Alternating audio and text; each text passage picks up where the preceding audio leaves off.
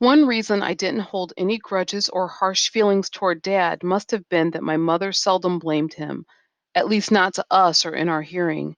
I can hardly think of a time when she spoke against him. More important than that fact, though, Mother managed to bring a sense of security to our three-member family.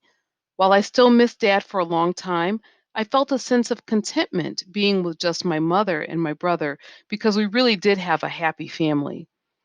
My mother, a young woman with hardly any education, came from a large family and had many things against her. Yet she pulled off a miracle in her own life and helped in ours.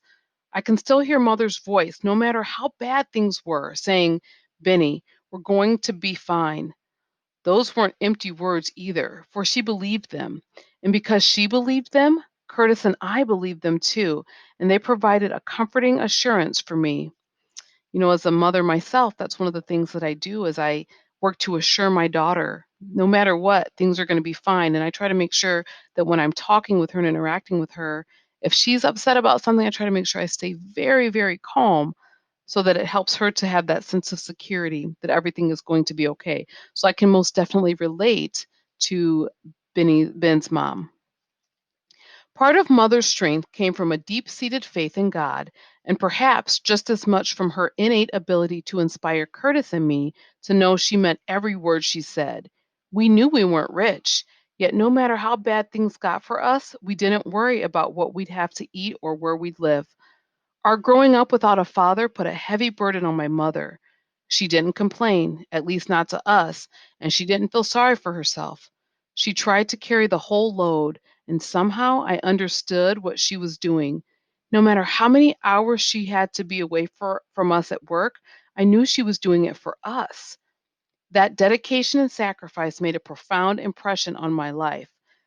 It's been as an adult myself that I understand the sacrifices that my own mother put forth, with raising all of us children. I shared with you all before, I have a very large family, and she gave up her dreams of being a nurse, and graduating from college and all of that to raise a family while my dad went out and worked. He was a police officer.